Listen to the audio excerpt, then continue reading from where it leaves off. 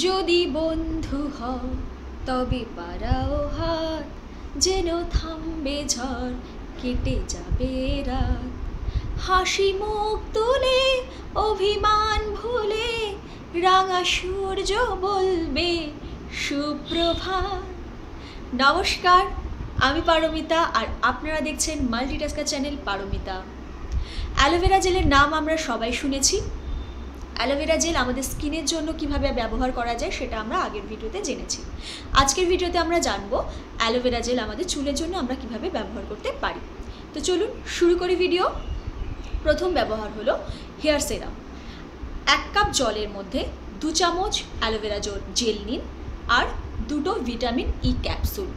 Vitamin E capsule আপনারা যে কোনো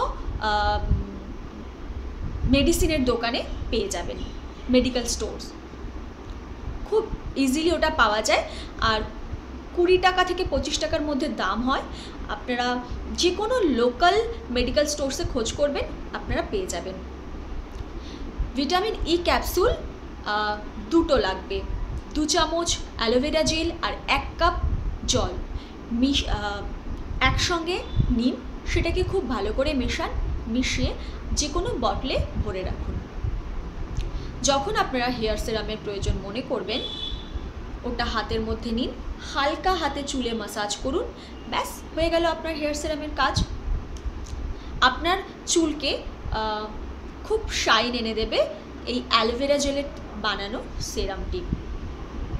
নেক্সট হচ্ছে, আমরা যখনই শ্যাম্পু করি তার আগে আমাদের স্কাল্পে একটা হেয়ার অয়েল ম্যাসাজ খুব প্রয়োজন। তার জন্য আপনি আপনার যে কোনো পছন্দের তেল নিন, তার মধ্যে 1 থেকে 2 চামচ অ্যালোভেরা জেল মিশিয়ে হালকা হাতে স্কাল্পে 5 থেকে 10 মিনিট ম্যাসাজ করুন।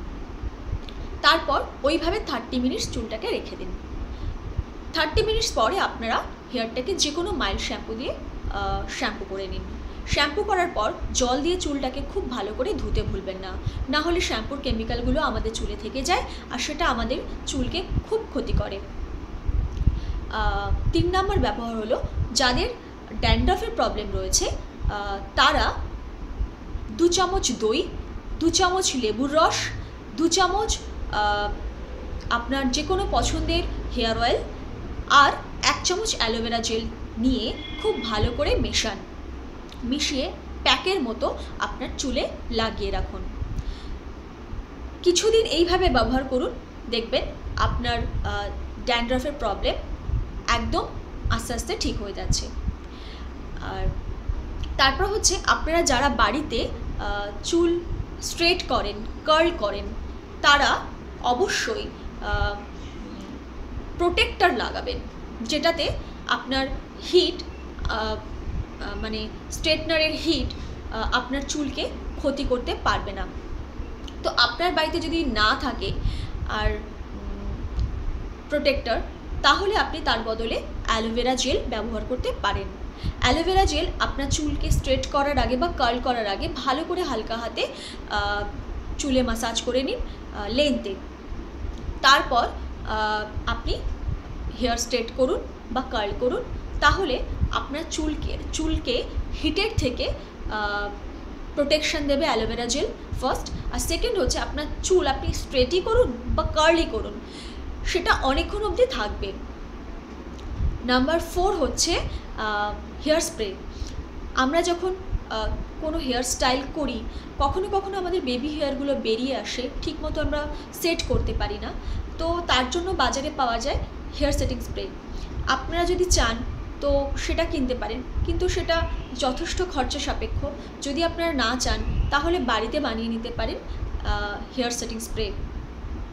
যে কোনো স্প্রে বটলে হাফ বটল জল নেবেন আর 2 থেকে 3 চামচ অ্যালোভেরা জেল নেবেন। জলটা কিন্তু অবশ্যই ফিল্টার জল হতে হবে। তারপর খুব ভালো করে শেক করে আপনি যখন আপনার চুলকে সেট করবেন, যেখানে সেট করবেন সেখানে হালকা হাতে আপনি স্প্রে করে দিন। তারপরে খুব ঘন চিরুনি দিয়ে আপনি চুলগুলোকে আপনি যেরকমভাবে চান সেরকমভাবে সেট করে দিন। দেখবেন সেট তো আপনার হয়েই গেল, আর ওরকমভাবে অনেকক্ষণ অবধি আপনার হেয়ার স্টাইলটা থাকবে। তো নাম্বার 5 হলো আপনি